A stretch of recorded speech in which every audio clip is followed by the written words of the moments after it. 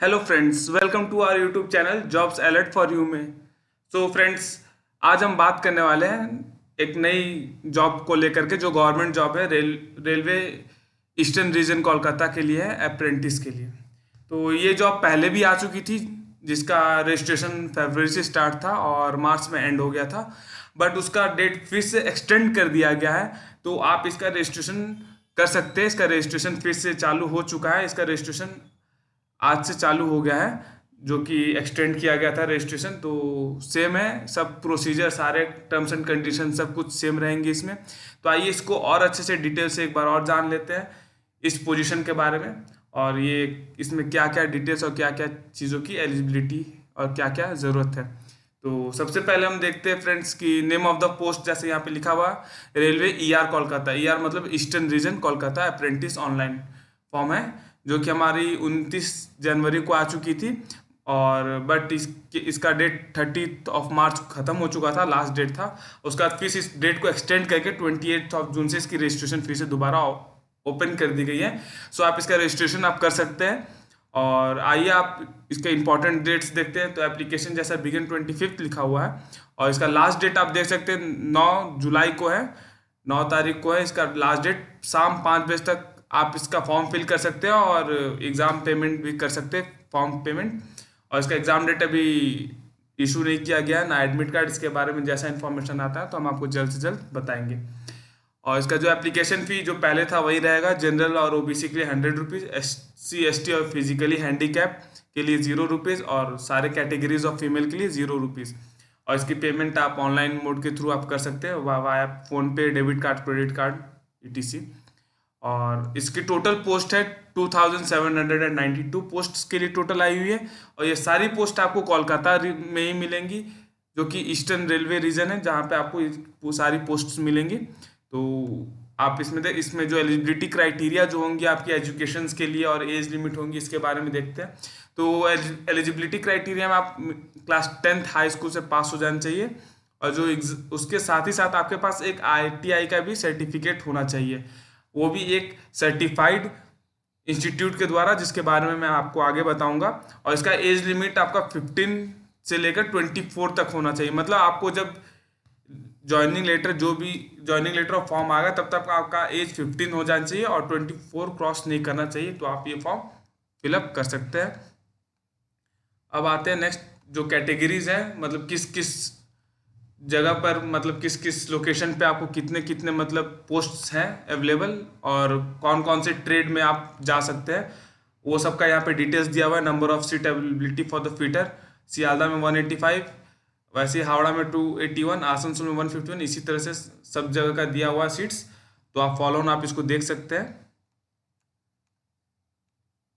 अब आते हैं हम लोग फॉर्म कैसे फिल करना है। तो फॉर्म फिल करने के लिए सबसे पहले है आपको, इसके लिए हम सारे आपके पास आईडी प्रूफ्स होने चाहिए, जैसे college ID card, eligibility ID proof, address details, basic details, photo, signature, ID proof, ये सब कुछ आपके पास होने चाहिए। और उसके बाद आइए इसके बारे में और डिटेल में जानते हैं, ताकि आपको फॉर्म फिलअप करने में कोई प्रॉब्लम ना आए। तो फ्रेंड्स, यहाँ पर हम देख सकते हैं कि जैसा ईस्टर्न रेलवे का ये रिक्रूटमेंट है, तो इसमें जैसा मैंने बताया था आपको, इसका पहला ओपनिंग डेट 14 फरवरी को था, और क्लोजिंग डेट इसका आ चुका था आपको 13 मार्च को, और 30 तारीख तक आपको शॉर्टलिस्ट करके कैंडिडेट्स के नाम को दे देना था कि कौन कौन से कैंडिडेट एलिजिबल होंगे। तो आइए, जो कि अब एक्सटेंड हो चुका है, जो कि 9 जुलाई तक के लिए एक्सटेंड हो चुका है। तो आइए इसके बारे में, जैसा मैंने आपको बताया था, ट्रेड वाइज और यूनिट वाइज आपको ये सब बांट दिया गया है, जिसमें हावड़ा डिवीज़न में आप देख सकते हैं फिटर, वेल्डर, फिर ब्लैक स्मिथ, कारपेंटर, पेंटर, ये सब की जो total number of seats available है हावड़ा डिवीज़न में। और यू अपर कास्ट के लिए ST candidates, SC candidates, OBC candidates और EWS जो स्वर्ण आरक्षण है, उनके लिए कितने सीट्स खाली हैं। इसके साथ साथ PWBD और ESM, PWD मतलब फिजिकली हैंडीकैप्ड, जो कि विकलांग कोटा हम बोलते हैं, उसके लिए कितने नंबर ऑफ सीट्स अवेलेबल है वो है। और ESM मतलब एक्स सर्विसमैन, जो कि मतलब पहले जो कि काम कर रहे थे, और या फिर एक्स सर्विसमैन के लिए ही ये पोस्ट हैं जो हम यहाँ पे देख रहे हैं। इसी तरह सियालदा डिवीजन के नंबर ऑफ पोस्ट सीट्स जितने भी वैकेंसी ओपन है वो दिखाया गया यहाँ पर। उसी तरह से मालदा के लिए, आसनसोल के लिए इसी तरह से सेम जो ईस्टर्न रीजन में आ रहे हैं वो सब का लोकेशन पर सीट्स दिखाया गया है। तब अब आते हैं आगे, जैसा मैंने बताया था एब्रिविएशन जो दिया हुआ, यही सब सीट्स जो दिए हुए हैं UR SC ST OBC EWS, ये सब को फुल फॉर्म में लिखा हो गया है ताकि आप उसको अच्छे से क्लियरली समझ सकें। अब आते हैं एलिजिबिलिटी कंडीशंस क्या क्या है। तो एलिजिबिलिटी कंडीशंस जैसे मैंने बताया था आपको 15 साल से 24 साल तक होना चाहिए, जैसा कि यहाँ पे लिखा हुआ है 15 से 24 साल तक होना चाहिए। और ये आपका 10th के सर्टिफिकेट के हिसाब से या फिर बर्थ सर्टिफिकेट के हिसाब से ही वैलिड होगा। और कोई आप अपना जन्म कुंडली ला करके दे देंगे या म्यूनसिपल कॉर्पोरेशन से ला के दिखा देंगे तो वो सब यहाँ पे एक्सेप्ट नहीं किया जाएगा। और उसी के साथ साथ यहाँ पे एज रिलैक्सेशन भी दिया गया है, जो कि SC ST के लिए 5 साल तक एज रिलैक्सेशन है, OBC के लिए 3 साल का, और जो फिजिकली हैंडीकैप होंगे उनके लिए 10 साल का एज रिलैक्सेशन यहाँ पर रहेगा। और जो एक्स सर्विसमैन रहेंगे उनके लिए 10 साल तक का यहाँ पे रहेगा। अब आते हैं एजुकेशनल क्वालिफिकेशन में। तो एजुकेशनल क्वालिफिकेशन में आप देख सकते हैं 10th एग्जामिनेशन आपको पास होना होगा विद द कोई रिकॉग्नाइज्ड बोर्ड से, जैसे बिहार बोर्ड हो गया, कोलकाता का बोर्ड हो गया, CBSE बोर्ड हो गया, ICSE बोर्ड हो गया, इस तरह से। और मिनिमम 50% मार्क्स आपके पास होने चाहिए, तभी आप इस फॉर्म को भर सकते हैं। ये आपकी एक पहली एलिजिबिलिटी क्राइटेरिया हो गई। दूसरी है कि आप ITI सर्टिफिकेट आपके पास होना चाहिए, जो कि नेशनल ट्रेड सर्टिफिकेट, जो कि आपको NCVT या फिर SCVT के थ्रू ही इशू होना चाहिए, तभी आप एलिजिबल होंगे, तभी आप फॉर्म भर पाएंगे। अगर आपका इन दोनों में से किसी के द्वारा इशू नहीं किया गया है ITI सर्टिफिकेट, तो आप इस फॉर्म को ना भरें, आप यहाँ से एग्जिट कर सकते हैं। और फिर यहाँ पे आप देख सकते हैं मिनिमम एजुकेशन भी दिया हुआ है। मिनिमम आप क्लास 8 पास होने चाहिए। क्लास 8 पास भी होंगे आप तो भी आप भर सकते हैं, क्लास 9 पास भी होंगे तो भी भर सकते हैं। ये अच्छी अपॉर्चुनिटी है आप लोग के लिए जो सिर्फ क्लास 8 पास है और जिनकी उम्र 15 से 24 साल के बीच में है, और उन्होंने अगर ITI किया है तो वो इस फॉर्म को भर सकते हैं। ये गवर्नमेंट जॉब है, परमानेंट जॉब है, इसमें आप जॉब करेंगे और अच्छी सैलरी भी आपको मिलेगी। और जो आपको NCVT या SCVT के थ्रू इशूड सर्टिफिकेट्स होंगे वो आपका वेल्डर के लिए, sheet metal worker, lineman, wireman, carpenter, ये सब का आपको इशूड किया हुआ इसमें से कोई एक सर्टिफिकेट होना चाहिए। अब आता है मेडिकल फिटनेस। अब जैसा कि आप लोग का सारा क्वालिफाई कर लेंगे, रिटन क्वालिफाई कर लेंगे, तो फिर मेडिकल, जब आप डॉक्यूमेंट वेरिफिकेशन के लिए जाएंगे, तो आप जब डॉक्यूमेंट वेरिफिकेशन के लिए जाएंगे तो आपको पहले से अपना मेडिकल वेरिफिकेशन के टाइम पे मेडिकल करवा लेना होगा। मेडिकल चेकअप करवा करके उसका सर्टिफिकेट आप लेके आएंगे कोई असाइन गवर्नमेंट ऑथराइज डॉक्टर से।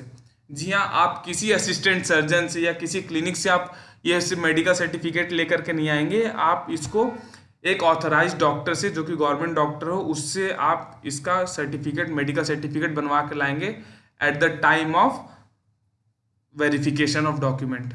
और उसी के साथ आपको यहाँ पर रिजर्वेशन के बारे में, जैसा कि मैंने बता दिया था आपको, उसी के बारे में और अच्छे से लिखा हुआ है। इसमें एक और चीज़ मैं बताना चाहता हूँ कि आप इसमें देख सकते हैं कि जैसा इसमें दिया हुआ कि जो एक्समैन है, मतलब जो सर्विसमैन जो रिटायर्ड हो चुके हैं या फिर जिसके पापा जवान हैं, ऑफिसर हैं, या फिर किसी के पापा की दुर्घटना में मौत हो चुकी है, तो उनके भी बेटे इस फॉर्म को भरेंगे। तो उसके लिए उनके बेटे को discharge certificate, retirement certificate, arm force का जो सर्टिफिकेट है, मतलब वो उनके पिता काम कर रहे हैं या उनके पिता रिटायर हो चुके हैं या उनके पिता का डेथ हो चुका है, तो ये सब का एक सर्टिफिकेट होता है जो कि आपको लेके जाना पड़ेगा, तभी आपको इसका बेनिफिट मिलेगा। जैसे यहाँ पे लिखा हुआ है candidates who want the avail benefits, मतलब आपको जब बेनिफिट्स चाहिए, रिजर्वेशन चाहिए, तो उसके लिए आपके पास सर्टिफिकेट होना चाहिए। जैसे ex serviceman arm forces personal must produce discharge certificate, ये देखिए सर्टिफिकेट लिखा हुआ है आपका,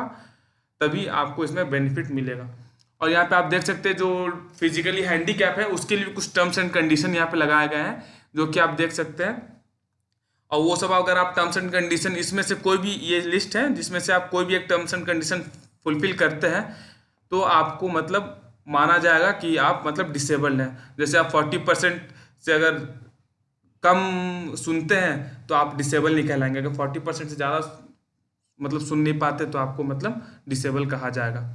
उसी तरह से 60% फॉर आंखों के लिए भी कहा गया। आप फीटर में आप देख सकते हैं कि किस तरह से आपको मतलब फिजिकली हैंडीकैप है तो आपको मतलब किस तरह का, अगर आप हैंडीकैप है तो आपको जॉब मिलेगा इस पोजीशन पे, उसी तरह सबका डिटेल आपको दिया हुआ है। अब आते हैं मोड ऑफ सिलेक्शन में। मोड ऑफ सिलेक्शन मैंने जैसा बता दिया था, 50% आपको एग्रीगेट मार्क्स होने चाहिए, ITI एग्जामिनेशन आप देना चाहिए, दोनों का इक्वल वेटेज ले करके उसको डिवाइड बाई 2 कर दिया जाएगा। उसके बाद आपका जो मार्क्स आएगा वो मार्क्स को आपको कंसिडर किया जाएगा फॉर मेरिट लिस्ट के लिए। जो मेरिट लिस्ट आपको निकलेगा उसमें आपका नाम आने के लिए, जैसा कि आप यहाँ पे देख सकते हैं कि मान लीजिए आपका 80% आया हुआ है, 80.58% मैट्रिक में और 91.68% ITI में, तो ये दोनों के स्कोर को ऐड करके और 1/2 मतलब हाफ 2 से डिवाइड कर दिया गया है। ये चीज़ आपको देख सकते हैं। उसका एप्लीकेशन फी जैसा मैंने बताया 100 रुपये है। अप्लाई करने के लिए आपके पास लिंक होगा www.rrcer.com। इस लिंक को मैं डिस्क्रिप्शन में भी लिख दूंगा, आप वहाँ से जा करके ले सकते हैं। और जैसा कि जो जो आपको रिक्वायरमेंट होगी डॉक्यूमेंट्स के, वो मैं बता दे रहा हूँ आपको। फोटोग्राफ चाहिए होगा, सिग्नेचर्स आप अपना कर लेंगे, लेफ्ट हैंड का थंब प्रिंट चाहिए होगा, 10th या 8th का स्पेसिफाइड मार्कशीट होना चाहिए आपके पास, और एज प्रूफ सर्टिफिकेट भी होना चाहिए, ITI सर्टिफिकेट होना चाहिए NCVT या SCVT के द्वारा। और आप अगर SC ST caste OBC EWS के हैं तो आपको वहाँ पर सर्टिफिकेट देना होगा, उसका प्रूफ देना होगा ये है। और आप एक बार फॉर्म फिलअप कर देते हो और सबमिट कर देते हो, आप इसको दोबारा फॉर्म को फिलअप नहीं कर पाएंगे, आप यहाँ पे कोई करेक्शन नहीं कर पाएंगे अगर आप यहाँ पे कोई मिस्टेक कर देते हैं तो।